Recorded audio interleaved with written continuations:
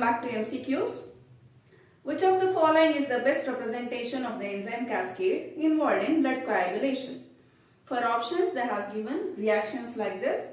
So I have written the skeleton structure of those reactions.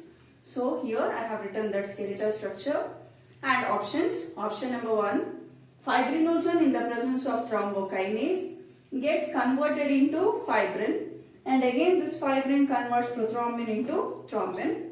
Option number 2, prothrombin gets converted into thrombin in the presence of thrombokinase, and thrombin now it acts as an enzyme and it converts the fibrinogen into fibrin.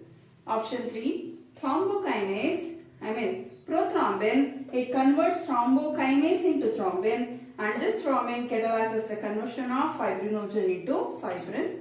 And fourth option, thrombin converts the prothrombin into thrombokinase, and this thrombokinase catalyzes the conversion of fibrinogen into fibrin. So which of these are right? See here, thrombokinase, it is an enzyme released, and this enzyme thrombokinase, it catalyzes the conversion of prothrombin into thrombin. So prothrombin, it is a inactive form of blood coagulating factor, and thus this thrombokinase, it activates, it catalyzes the activation of prothrombin into thrombin. So thrombin, it is an active form of prothrombin, and thus when thrombin is formed, now this acts as an enzyme which again catalyzes the conversion of inactive fibrinogen into fibrin. So fibrin, it is soluble proteins like structures, so it is an inactive form. And now this thrombin, what it does, it acts on fibrinogen, it cleaves into its monomers, again it repolymerizes to make insoluble long thin thread like structures called as fibrin. So now the fibrin which is formed after the catalyzation by the thrombin, now they will be insoluble in nature, which helps in the clotting of blood. So option 2. A doctor prescribed an injection of Rogam to a woman soon after testing the blood type of the first child she delivered. Which of the following is true about the blood type of the woman and the newborn child? So here it is said that a woman is injected with Rogam injection. So what do you mean by Rogam injection? It is also called as anti-RH bodies. So it is also called as anti-D. So here when a woman is injected, when there is an incompatibility between the mother's blood as well as the fetus blood. See, when an RH negative woman marries RH positive man, when she gets pregnant, she bears the baby with positive fetus. Why positive fetus? See, mother is negative, but baby it will be having RH antigens on its RBCs. So when this happens, what happens during the first delivery? There is no complications because the fetus blood will not mix with the blood of mother. But during the labor, what happens? There is a chance of getting mixed. So blood of the fetus and blood of the mother, it may get mixed. So when it happens, what happens? The mother's blood starts producing antibodies against the RH antigen of the fetus. So within the formation of those antibodies, the baby will be delivered. So no complications occurs. But during the second pregnancy, it will be a problem because in that women already RH antibodies have been secreted. So again when she gets pregnant with the positive fetus during the second pregnancy, so the antibodies against the RH antigens which has been produced inside the mother, it will immediately attack the fetus blood, and thus it starts clumping. That condition is called as erythroblastosis. To avoid that lady will be injected with an anti-RH injection called as Rogam injection, just to avoid all those clumpings, those consequences. Okay, so what will be the option? I'll read out the options. Option 1, she is RH negative and the child is RH positive. Second option, she is RH negative and the child is RH negative. Third one, she is RH positive and the child is RH positive. Fourth one, she is Rh positive and the child is Rh negative. So what will be the consequences here? That is, she will be Rh negative whereas the child will be Rh positive. Option 1. Consider the following statements. That is statement 1. Vertebrates and a few vertebrates have a closed circulatory system. Of course. And the next statement, closed circulatory systems have blood closed at all times within the vessels. Blood will be closed within the vessels, of course. And third statement, human circulatory system is called the cardiovascular system. Of course, blood flows between from the heart to the blood vessels and again to the heart. So which of the above are correct? Option 1, 2 and 3. Second option, 1 and 2. Third option, 3 only. Fourth one, all the above. So all the statements given here are correct. Option 4. Next, choose the incorrect statement about blood circulation in humans. First one, the left side. So here they are asking for selecting the incorrect statement about blood circulation in humans. See, the left side of the heart is the pump for systemic circulation and right side of the heart is the pump for pulmonary circulation. Second, the output of systemic circuit becomes the input of pulmonary circuit and vice versa. Third one, blood from right side of the heart must pass through the lungs to reach the left side of the heart. And fourth one, per each minute, the amount of blood flowing through systemic circulation is greater than the flowing through pulmonary circulation. So let us go by the options one by one. So in the first option they has given us the left side of the heart is the pump for systemic circulation. See, heart it is vertically differentiated into left half and right half. So here the left side of the heart is called as it is the pump for systemic circulation. That means systemic circulation in the sense the left ventricle it undergoes contraction and thus oxygenated blood enters into it is pushed into the aorta, and through the aorta now blood reaches arteries, arterioles as well as capillaries where gaseous exchange takes place at the tissues. And again it carries carbon dioxide. So these venules they collect the deoxygenated blood and through venules it goes to veins and from veins now it goes to the right auricle. So as this is pumping the blood to the tissues, so it is called as systemic circulation. So it is called as systemic. So blood is pumped from the heart to the tissues. And this half of the heart it can also be called as systemic heart. It can also be called as systemic heart because blood goes to the tissues for circulation. And the right side of the heart is the pump for pulmonary circulation. By pulmonary circulation, this half of the heart it collects, that is especially the right auricle, it collects deoxygenated blood from various parts of the body. Now it moves to the right ventricle, and when right ventricle undergoes contraction, this deoxygenated blood is pushed into the pulmonary aorta. And where does this pulmonary aorta takes the blood to the lungs for purification. So this is involved in pulmonary circulation and left half is involved in the systemic circulation. So this side of heart is called as systemic heart and this one is called as pulmonary circulation. Okay, so pulmonary circulate is the right side of the heart is the pump for pulmonary circulation. Okay. And then next option they has given is the output of systemic circuit becomes the input of pulmonary circuit. Of course, so this is the output. So this is the output of systemic circuit. And thus it becomes the input of this pulmonary circuit. Okay. The blood from right side of the heart must pass through the lungs to reach the left side of the heart. If this heart should reach this side of the heart, so first this blood should enter into the lungs where purification occurs. So once the purification occurs inside the lungs, what happens?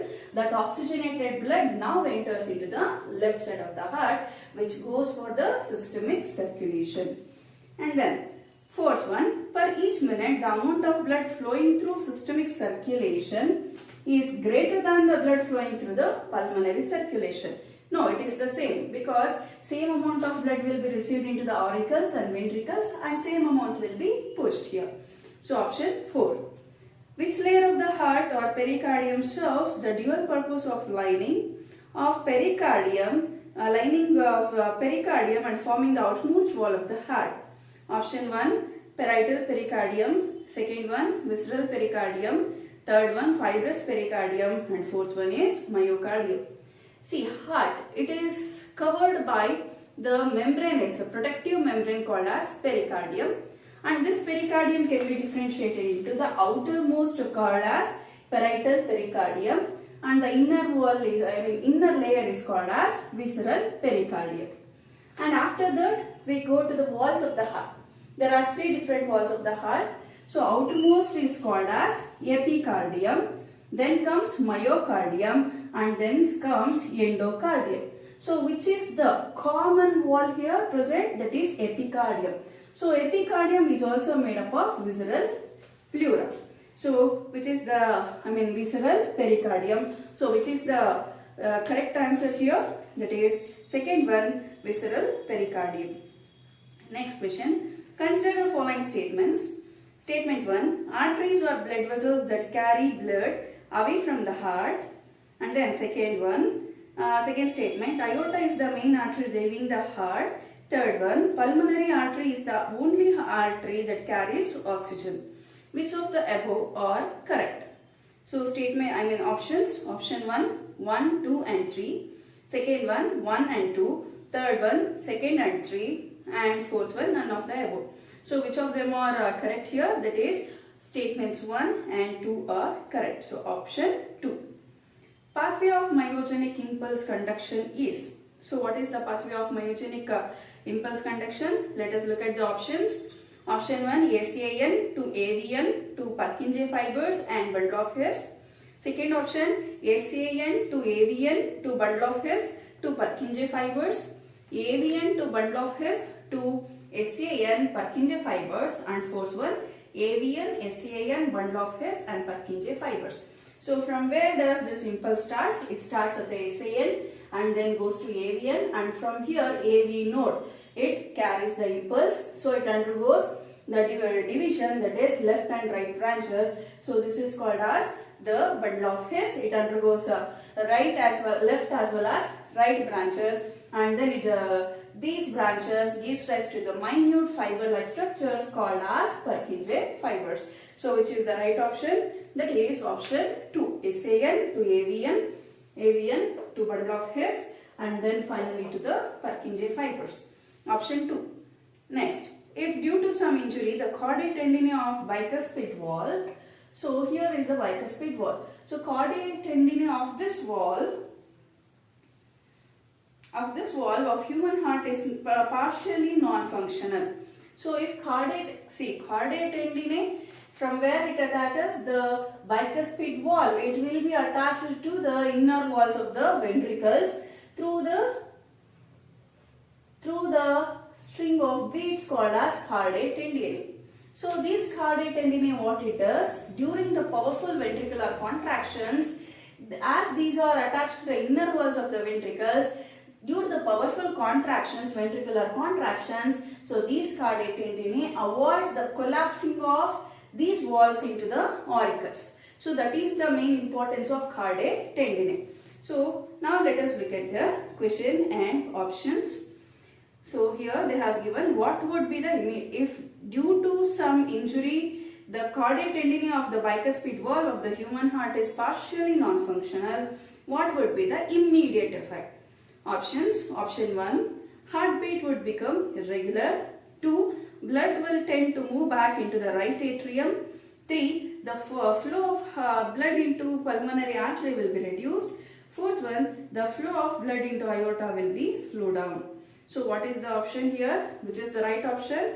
So immediately what happens? Blood will tend to move back into the right atrium. When the caudate tendinae becomes non-functional, so this bicuspid wall would collapse into the auricles. So what happens during the powerful contractions? Blood. There is a chance that immediate flow of blood from the ventricles back into the auricles, it takes place. And then when the amount of blood enters into the auricles, the amount of blood that enters into the aorta, it becomes reduced. Okay, so option 2. What will happen if the neuromuscular conduction pathway, in heart is broken between SCA node and AV node? So if there is no conduction of electrical impulses from SCAN to AVN, what would happen? Options. Option 1, no contraction or heartbeat will be seen in heart. Second one, auricles will contract due to impulse generated by SCA node while ventricles will not show any activity. Third one, there will be no effect on the activity of heart. Fourth one, auricles will contract at the rate set by SCA node while ventricles will contract at the rate of impulse generated by the AV node. See, when this communication, there will be a gap. If there is any gap between this communication, if there is any problem, what happens is these auricles, they usually take the electrical signals from the SCAN node. So according to that, they will contract. But in the absence of those electrical signals, in the absence of those passing of these electrical signals, what happens? This AVN, so it will be acting as backup pacemaker. So that, see, usually natural pacemaker is SCN. It creates the action potentials so that from here it enters to the AVN and through this it will reach the ventricles for the contraction, and thus it maintains the rhythm of the contraction of heartbeat. But when the signals does not reach AVN, in such case what happens is this AVN, it has the capacity to generate its own electrical impulse. And thus AVN acts as a backup pacemaker in the absence of those signals. So which is the right option? Option 4. If a person is undergoing artificial pacemaker transplant, then at which of the following structures the transplantation occurs? So where is the pacemaker? Which one is the pacemaker? SCAN. I'll read out the options. Option 1, right ventricle. 2, SCA node. 3, right auricle, and 4, SCA bundles. So which is the right option? That is SCA node, option 2. Next, hemoglobin transports oxygen from lungs to tissues. The partial pressure of oxygen in lungs is different from the in tissues. Each hemoglobin can bind up to 4 oxygen molecules. Suppose we have an equal number of hemoglobin and oxygen molecules, and all the oxygen molecules are bound in bound form. So here they are saying that when there is equal number of hemoglobin and oxygen molecules. So let us assume there are 6 hemoglobin molecules. Just we are assuming, that's all. Say for example, there are 6 hemoglobin molecules and same number of oxygen molecules. So now what would happen? See, you know that one hemoglobin, it can bind up to 4 molecules of oxygen. So when there is an higher oxygen partial pressure, so what happens in such case is, see, 4 molecules of oxygen, it binds to 1 molecule of hemoglobin. So here for 1 molecule of hemoglobin, these 4 oxygen molecules, they get bound. See? And now, so just for 1 molecule of hemoglobin, 4 molecules of oxygen has been bound. And then for the other hemoglobin to bind, it should have 4 molecules of oxygen. But there are no 4 molecules of oxygen, and thus now let us read out the options to find the answer for this question. Okay. So then which of the following is true? Option 1. Almost all the hemoglobin molecules have 1 bound oxygen molecule. So if they are equal amounts, they are saying that 1 hemoglobin binds with 1 oxygen. Is that true? Can it happen? It will not happen. Second one, nearly half of the hemoglobin molecules are each bound to oxygen molecules, 2. So they are saying that 1 molecule is bound to 2 oxygen molecules only. That is also not true. And third one, most of the hemoglobin molecules have one bound oxygen molecule each, the rest either have no bound oxygen or two have two or more oxygen. So randomly they are saying. So more bound oxygen molecules. Even that is not the case. And fourth one, nearly 1/4 of all the hemoglobin molecules are bound to 4 oxygen molecules each. Like this. So if there is one molecule of hemoglobin, it binds to all the 4 of the oxygen molecules. So here 1/4 of the oxygen molecules have been bound here to the hemoglobin. So option 4. And then, which of the following statements concerning the cardiac output is correct? Option A, it is increased by stimulation of the vagus nerve. Second one, they are asking for correct options. And second option is increased by aldosterone released from the adrenal medulla. Third one is largely determined by the end diastole volume. And fourth one, it can be measured by dividing the oxygen consumption by the difference in PO2 of the venous and arterial blood. So which is the right option? It is option 3. It is largely determined by the end diastole volume. Next question. In the typical heart, if EDV is 120 ml, so EDV is nothing but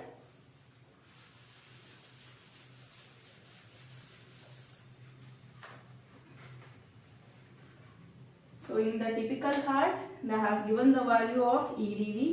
EDV is nothing but end of diastole volume. So end diastolic volume, it is nothing but end diastolic volume, and they has given ESV. ESV is nothing but end systolic volume. End systolic volume. That means end diastolic volume in the sense the volume of blood which is present at the end of diastole. That means when the ventricles are completely filled, it gives the end diastolic volume. And ESV in the sense end systolic volume in the sense it is the residual volume of blood inside the left ventricle after the pumping of blood. So here end diastolic volume in the sense, see, say for example, these are the ventricles. So in this ventricles, blood will be filled completely. So if it has to fill completely, these muscles, they will be actually stretching. Okay, so this is called as at the end of ventricles filling, so that is called as end diastolic volume. Whereas ESV in the sense, it is the residual volume. See, now this much volume of blood is present in the ventricles. So now what happens? Ventricles undergoes contraction, and when ventricles undergoes contraction, not all the volume of blood will be pushed into the aorta or pulmonary artery. So even after the most forceful contractions of ventricles, some amount of blood it will be remaining inside the ventricles, and that is called as end systole volume. So that is called as end systolic volume. So in this question, they has given in a typical heart, if EDV is equal to 120 ml of blood and ESV is equal to 50 ml of blood, the stroke volume is, so SV it represents the stroke volume. It represents the stroke volume. So they are asking to find out the stroke volume. So to find out the stroke volume, SV is equal to, it is nothing but the difference between EDV and ESV. So EDV minus ESV. What is the value of EDV? It is 120 ml and ESV is 50 ml. So if you subtract that, so what will be the value? You should find out in the options. Okay, I'll read out the options. Option 1, 120 plus 50 is equal to 70 ml. Second one, 120 minus 50 is equal to 70 ml. Third one, 120 by 50 is equal to 2.4 ml. And fourth one is 120 by 50 is equal to 6000 ml. So what is 120 minus 50? It is 70 ml. 70 ml. What do you mean by stroke volume? It is the volume of blood which is pumped by the left ventricle at one systole through the aorta is called as stroke volume. So at one time when the ventricles undergoes contraction for one time, it has the capacity to push 70 ml of blood into the aorta. So that is called as the stroke volume. So that is called as stroke volume. So this stroke volume can be calculated by taking the differences between the EDV as well as ESV. Why? Because we can take the difference between when the ventricles at rest, they are filled by the blood. So that one is called as EDV, and once it undergoes contraction, this blood, oxygenated blood, will be entering into the aorta. So after entering into the aorta also, there will be some of the blood left behind inside the ventricles, which is called as ESV. So when we take the difference between these two, we get the stroke volume, that is 70 ml.